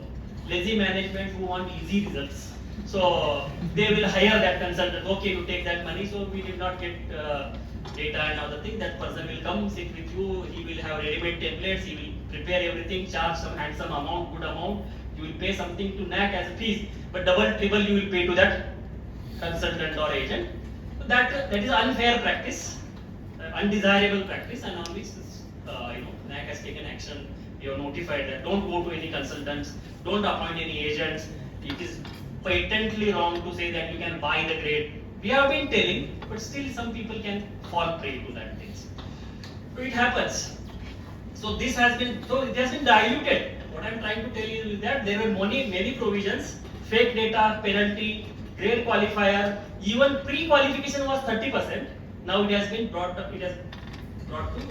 25%. Matrix from 121 to now it has come to 55 only. So lot of I would say I'm not saying that in our terms it is not said dilution, it is said ease of doing accreditation. So it is ease of doing accreditation. This has been reduced. Documentation is also being reduced. So that is what is happening now. You see, this is the new framework for affiliated and constituent colleges. 7 criteria, 32 key indicators, 21 qualitative metrics for which peer team will come, and there are only 34 metrics. So what I wanted to tell all of you, if you compare the current framework with what was launched in 2017, it is way simplified and easy. If you have worked hard in last 3 to 4 years, you perhaps can easily reach A level. If you are doing sincere work continuously, the way I saw this college was doing, these departments and faculty have been regularly working, even without looking at what NAAC criteria are, they can still go to good grade. That's what I feel. But it is still better if you look at what NAAC has prescribed and then keep working, then it is very easy for you to confidently get that grade, higher grade. And that's how what I suggested, and that is, in fact, that time only the committee which I was convener, we had recommended that disclose the benchmarks. Let people chase it. You give them time. There may not be 80% or 60% PhD faculty right now with the college, but management will get enlightened. Oh, we have to have PhD faculty. We have to have faculty which is having publications. We have to do something. We have to invest in many of the things, in infrastructure, support to the teachers in attending conferences, publications, research. Because many cases that is not the priority. आपल्याला माहिती आहे लोकांची priority बऱ्याचशा कशी असते. इथे नाही आहे ते. I am very happy. पण बऱ्याच ठिकाणी त्यांचे बेंचमार्क ठरलेले आहेत. असिस्टंट प्रोफेसरच्या पदासाठी किती हो? काय बेंचमार्क आहे? हा? मला पण तरी 55 म्हटलं ना. असे बरेच ठिकाणी आहे. तर त्यांच्या प्रायोरिटी खूप वेगळ्या असतात. So what I feel is achievement of NAAC and all these parameters and metrics is that we force the managements to invest in quality higher education. They have to invest in teachers. So many key indicators, metrics, you will see that they are teacher oriented. How many refresher courses have done? How many seminar conferences? How many publications? What is the research fund? So many things are about teachers only. If there was no NAAC, I know, I have gone through all these things. विभाग प्रमुख तुमचा प्रस्ताव फॉरवर्डच करत नाही आणि प्राचार्य तुम्हाला जाऊच देत नाही. अशी अनेक ठिकाणी मी उदाहरणं बघितलेली आहेत. Several places. Simply people are not ready to spare them, not ready to invest into quality, not ready to invest into research. That is happening for several years now. This will give from general investment focused. Now you know where to invest, in which metric you have to achieve something, for which what kind of investment is needed is now known to the principal, to the faculty and to the management also.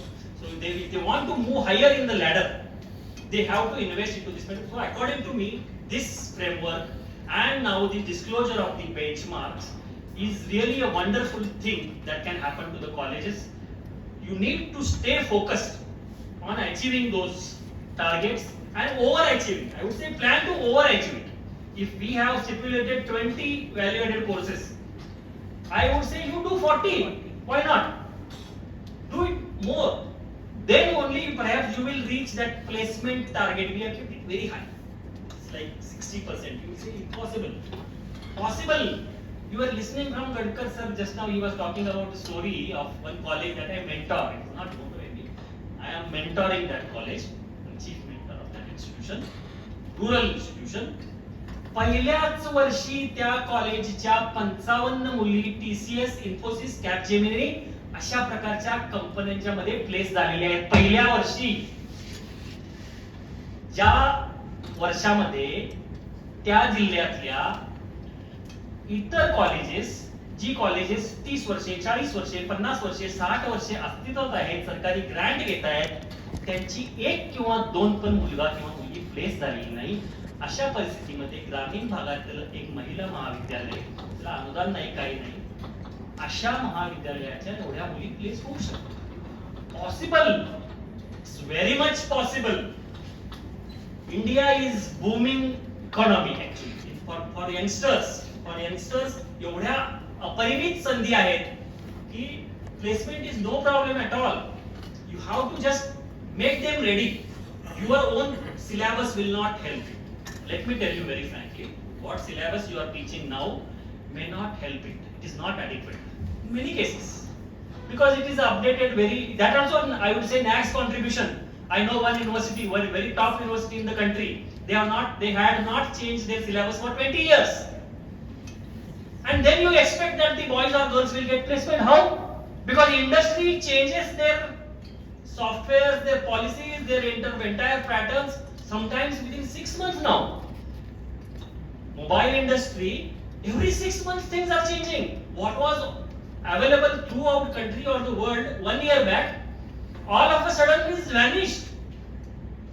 New platform comes. So, if you want to place your students there, you need to match with their, production process, their thinking process, everything. So that opportunity you don't get in university cycle where there is BOS election. मला वाईट वाटत नाही, मला हा प्रकार आवडत नाही भाऊ. काय मला कळत नाही इलेक्शननी कसं काय असतं, ते काय त्याच्यामध्ये, म्हणजे असं गृहीत धरूया आपण सगळे सुजान लोक आहोत आणि आपण अतिशय विद्वान लोकांनाच फक्त निवडून देतो. पण ते जर नसेल तसं, आपण फक्त विद्वान लोकांना निवडून देत नसू, फक्त कुठल्या तरी दुसऱ्या हेतून लोकांना निवडून देत असू, तर त्याचा पर्पज नाही ना सर्व होत. बाहेर नाही ना अशी काय प्रकार. Best teacher should be nominated. तुमच्यातले बेस्ट काही टीचर्स आहेत त्यांना रोटेशननी तुम्ही दिली.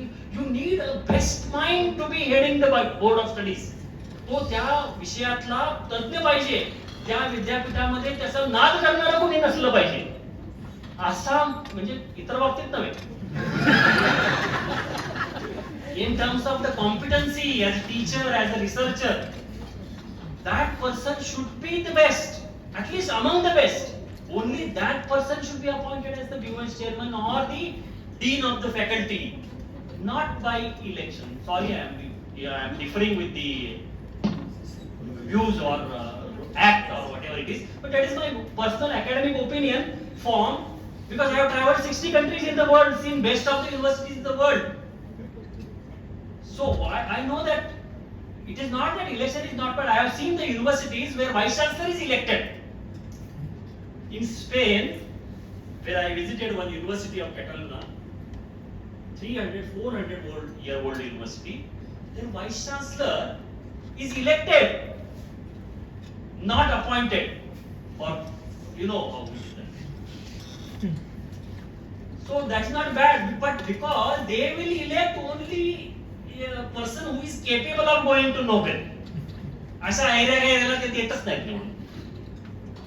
तर तिथं ते वाईट आहे असं मला म्हणायचं नाही. But there should be some criteria. You can do it, but why don't you keep a target की बाबा त्याचा एच इंडेक्स एवढा पाहिजे, याची पब्लिकेशन एवढी पाहिजे, त्यानंच बीओएस वरती जायचं किंवा बीओएस चा चेअरमन व्हायचं. ज्या माणसाचं काहीच पब्लिकेशन नाही, तो माणूस जर बीओएस वरती जाऊन बसला तर तो काय करणार? आपल्या मित्रांची पुस्तकं लावणार. असं असतं ना. So anyway, so I am diverting.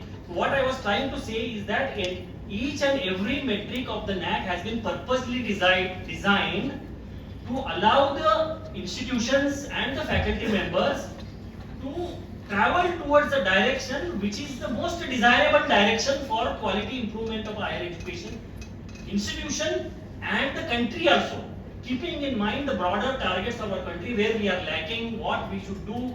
All those things have been kept in mind, and that's how the benchmark driven process is there. I am not going to explain everything. I will ask for the questions rather.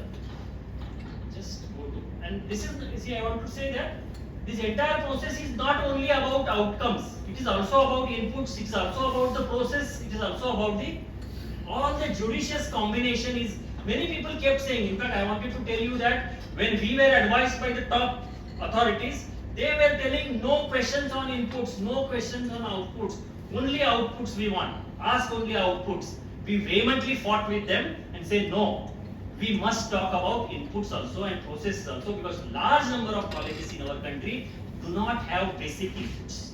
They don't have faculty, they don't have buildings, they don't have so many things. Financial resources are not there. If you don't put the parameters of inputs, their management, their governments will not give it. So that's why we fought and we have retained all those things that they are required, because, and that's how we have come out. Not only, we don't stop it here. I have a third, and again that is my contribution. For every state in the country, we have analyzed the accreditation reports and prepared quality fact sheets. The quality fact sheets tell in Maharashtra, in Karnataka, or in Telangana, what are the areas where colleges are doing well? What are the areas where they have so many problems? Which areas needs to be improvement? Where you need to invest? That kind of quality fact sheets we have published for 20 states and union territories. 20, and each one of them I am, it was designed by me, so it is, in all of them I am the author. So we have not, the purpose of this is, it doesn't stop at your college. We aggregate this data for a state and advise the state governments, invest here. For example, we advised Karnataka government and MP government where large number of government colleges are there. One of the problems we noticed that they were transferring the principals very frequently. 1 year, 6 months or something like that. So there is no mental investment.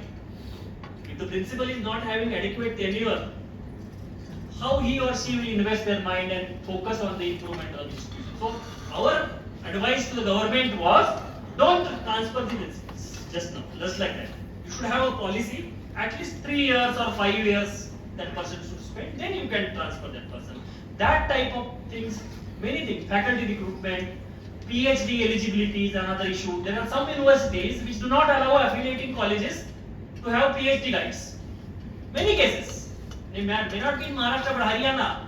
I conducted a meeting last month where 500 principals and IQAC coordinators from entire Haryana state were there, and the 3 vice chancellors and the government officials. Everybody was there. So they were complaining, you have parameters of PhD guidance and all that thing, but our university is not permitting the colleges.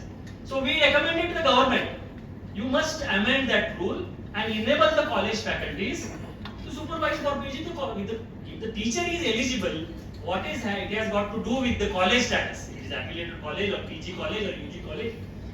Teacher can guide. So there are so many things, diversities here. So NAAC helps in removing that and facilitating all those things. Processes, IQAC, so alumni associations, so many things, so many processes we have recommended throughout since NAAC's inception, and that the reason is that that is going to help. Whenever we have set practices, that will help in improving quality, and obviously outputs are there. You cannot judge any institution or country or state unless there is some output. You know, what is the literacy rate, what is the, I just gave you examples of the Nobel and Oscar and our grading. So output is obviously counted everywhere. So we have to focus on that.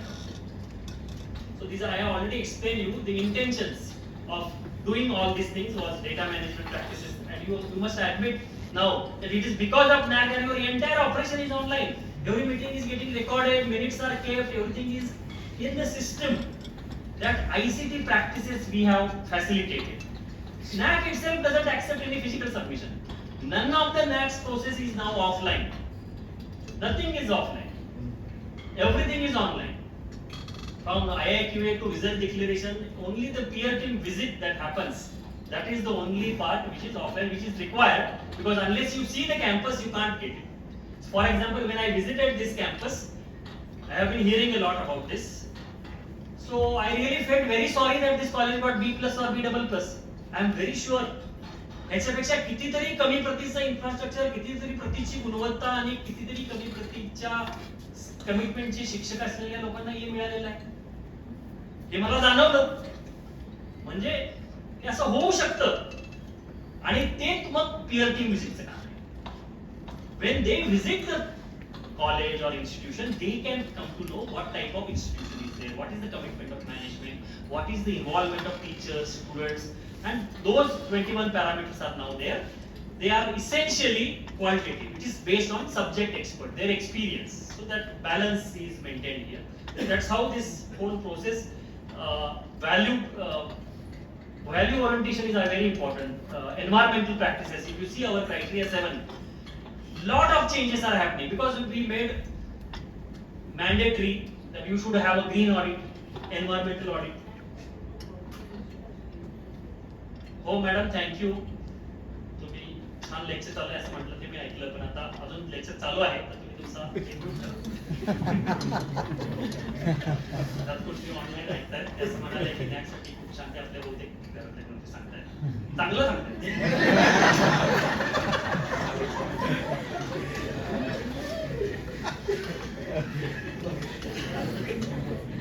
बघा, मला instant feedback मिळाला. आणि म्हणून student feedback नावाचा प्रकार जो आम्ही काढलाय ना, त्याला जर कोणी जर हे समजत असतील की ते फार मोठा घोटाळा केलाय, तर त्या घोटाळ्याचा अपराधी मी आहे. खूप भांडून करायला, म्हणजे की विद्यार्थ्यांना त्याच्यामध्ये से असला पाहिजे. They must have a say in evaluating the teachers, evaluating institution, आणि क्वालिटी जेव्हा NAAC ग्रेड देतं एखाद्या इन्स्टिट्यूशनला, त्याच्यामध्ये विद्यार्थ्यांचा सहभाग नसताना ती देणं पूर्ण चुकीचं आहे असं मला वाटतं. म्हणून ते केलेलं आहे. अतिशय ज्याची जगभर याचं कौतुक झालंय की स्टुडंट फीडबॅक आम्ही डायरेक्टली प्रोसेसमध्ये इंटिग्रेट केलेलं आहे. हे जगातलं पहिलं उदाहरण आहे. बाकीच्या ठिकाणी करतात ते, पण डायरेक्ट नसतो, तो इनडायरेक्ट असतो. म्हणजे अगदी युरोपमध्ये येणाऱ्या पीअर टीमचा प्रत्येक मेंबर, त्यातला एक मेंबर, प्रत्येक टीम मध्ये एक मेंबर हा विद्यार्थी कंपल्सरी असतो. एक विद्यार्थी येतो तुमचं इव्हॅल्युएशन करण्यासाठी. ही युरोपातली प्रॅक्टिस आहे. ऑस्ट्रेलियामध्ये दरवर्षी स्टुडंट सॅटिस्फॅक्शन सर्वे नेशन वाईड कंडक्ट केला जातो, आणि त्याच्यामध्ये काय स्कोर आहे याच्यावरून त्या विद्यापीठाला किती ग्रँट द्यायची हे गव्हर्नमेंट ठरवतं. तसाच प्रकार इंग्लंडमध्ये देखील आहे. तर विद्यार्थ्यांच्या ह्याला फार किंमत बाहेर दिली जाते, तर ती आपण आता सुरुवात केलेली आहे आणि ती राहील. आणि पुढच्या काळामध्ये कदाचित आपण ती फॅकल्टी सॅटिस्फॅक्शन सर्वे सुद्धा भविष्यामध्ये येण्याची शक्यता आहे. So that is also going to happen. So in general, these are all NAAC efforts, and I will quickly summarize what NEP what is going to happen in NAP and how we are helping in that. NAP basically strengthens. So I'll just move to my NAAC was actually established on the recommendation of the education policy in 1986, and now NAAC is in the limelight at the moment. I would say, in terms of education, higher education, that now accreditation is going to become backbone of every policy decision that will be made in the country. If you want to become autonomous college, NAAC, not necessarily NAAC. There's one subtle difference I will tell you. Now NAAC will be replaced or not replaced, but there will be one super NAAC coming. That is NAC, National Accreditation Council, which is the part of the new vertical of NEP, recommended Higher Education Commission of India. That will recognize many accreditation agencies. So now आम्हाला सवत येणार आहे. NAAC ला सवत येणार आहे. NAAC आणि NBA ला दोनच बॉडी आहेत. NAAC is the only body which is doing accreditation of institutions. Now there may be many accreditation agencies recognized by this NAC, and they may become functional now. Apart from that, what is important is that either by NAAC or NBA or by any other agency, accreditation will be very, very important. You want to become autonomous, you want to raise your fees, you want to start online course, you want to upgrade to university. Several things are now linked with accreditation. So in that scenario, again accreditation is going to play a very important role. Benchmarks, again, we or NAC may very soon come out with the benchmarks for autonomy. If you want to become autonomous college, these are the benchmarks. You want to become universities, these are the benchmarks. So this kind of era is likely to come. So if you are continuing on the path of NAAC, continue to do so. Do it with more sincerity, integrity, lot of efforts you put in, and then you will reach your journey or destination very soon. Yeah. And I think for many institutions, NEP has already recommended that they want to disband this affiliation system, and it is really good thing that should happen by 2035 or 40. Affiliated college system should go, because it is not there in any country in the world except three or four maximum.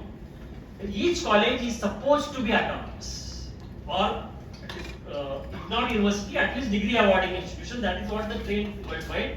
And for that, several changes are on anvil. There are practical difficulties. I know you will ask that question. I will answer that questions. What about small colleges? What about remote colleges? How that remote clusters will happen? So many questions are there, but let me tell you, it is the desirable thing. It is desirable that you have a sizable, good size colleges, 3,000, 4,000, 2,000, whatever size it may be adequate. The size may vary. The size which is required for Pune will be different from what is required for my Kitwe or Ashode or your small place. Size can vary. I am not saying the size should be same everywhere, but is a unit which is completely self-dependent, having lot of resources, financial resources, academic resources, facilities, having capacity to generate their own syllabus, take their own exams, create their own niche, and attend to the students on priority. That is a good education system. It is nothing but old Gurukul system. It is a commute karnare student. This is very good. This campus I like very, because so many destinations. The idea of a wonderful university, great university, you take example of any top universities in the world, MIT, Harvard, Stanford, Caltech, so many even others like Melbourne, where I am also alumni of Melbourne University in Australia, or Tokyo University. There are some great universities in the world. There are several distinguishing factors of that. What is unique about them? I have a 1 hour presentation on it. I will do it some other day. But one thing I will tell you, most of them or majority of them are residential universities. Students stay on the campus, and that's where they really learn. They become real learners. They become real shishas, and the gurus become real gurus. Otherwise, the commuting gurus will be, they can't focus. They can't focus on their, job, and that's why then some people divert, because a lot of money is available. To some people, not all. Some people, money is available, so they divert. They get into another business other than education, diversification. So that is not undesirable. That is not desirable. What is desirable is truly, we have that. NEP mentions Takshashila, Nalanda, Vallabhi, great universities in the world. So there was a time few thousand years ago when India was attracting students from all over the world for these few universities. All of them were residential universities, Gurukul system. Now we are sending students all over the world because we don't have a top-notch university in the world. So that brain drain can be stopped. We can become powerful hub of the education once again. We have all that capabilities, and that's why I support NAAC and its ideals. How to implement will be think. I will end this topic talk today with my observation की हे जे NAAC मध्ये दिलेलं आहे की देशामध्ये ही सगळी colleges affiliated जाऊन विद्यापीठ यावीत आणि एक छान सिस्टीम व्हावी. त्याचं सुंदर उदाहरण मला वाटतं हा कॅम्पस आहे विद्यापीठाचा. तुमच्याकडे सगळं आहे. एका विद्यापीठाची निर्मिती होण्यासाठी जे जे काही लागतं ते मला वाटतंय सगळं या कॅम्पस मध्ये आहे. उत्कृष्ट प्रतीचं म्हणजे कित्येक विद्यापीठांच्याकडे नाहीच आहे. मी बघितले विद्यापीठ देशभरातली खाजगी विद्यापीठ विशेषतः तिथल्या तुम्ही यांच्यावर जाऊ नका सिम्बायोसिस किंवा इथले जे बाकीचे आहेत ते छान आहेत ते विद्यापीठ. बाकीचे राजस्थानमध्ये जा तर छत्तीसगड मध्ये 2 बेडरूमच्या फ्लॅट मध्ये काढली होती लोकांनी विद्यापीठात. 2 बेडरूमच्या फ्लॅट मध्ये सुद्धा विद्यापीठ काढली. त्यामुळे देशभरात तुम्हाला अशी विद्यापीठ दिसतील त्याच्या तुलनेमध्ये अत्यंत लाजवाब असं इन्फ्रास्ट्रक्चर फार विजनरी पद्धतीने इथं क्रिएट करण्यात आलेलं आहे. ते इन्फ्रास्ट्रक्चर आहे. अतिशय डेडिकेटेड अशा प्रकारचे फॅकल्टी मेंबर्स आहेत आणि मी स्टुडंट्सही बघितले सगळे कॅम्पसवरती बघितले इंटरॅक्ट केलं. I see everything. एक विद्यापीठ होण्यासाठी जे काही लागतं ते सगळं इथं आहे. त्यामुळे मला असं वाटतं तुम्ही आधी तुमची जी कोण टीम असेल त्या सगळ्या टीमनी तुमच्या मॅनेजमेंटला इम्प्रेस करा. कशासाठीही न थांबता येत्या 1-2 वर्षामध्ये हे शरद विद्यापीठ कसं होईल याकडे तुम्ही जायला लागा आणि मग इतरांनी बघायला येऊ दे की कसं हे शक्य आहे. म्हणजे हे सारखे प्रश्नमुद्रे लोक असतात ना, हे कसं शक्य आहे, हे नाही होणार, ते नाही होणार. त्या लोकांना तोंडी उत्तर न देता त्यांना इथं आणून टाकावं आणि मग बघा म्हणायचं हे असं असतं. तर असं काहीतरी करावं या दृष्टीनं आपण वाटचाल करावी. या वाटचालीमध्ये मला काही माझा खालीचा वाटा देता आला बेंगलोरला बसून तर मी देईन अशी खात्री देतो आणि पुन्हा एकदा सगळ्यांचे आभार मानतो आणि मी प्रश्न घेऊ शकतो.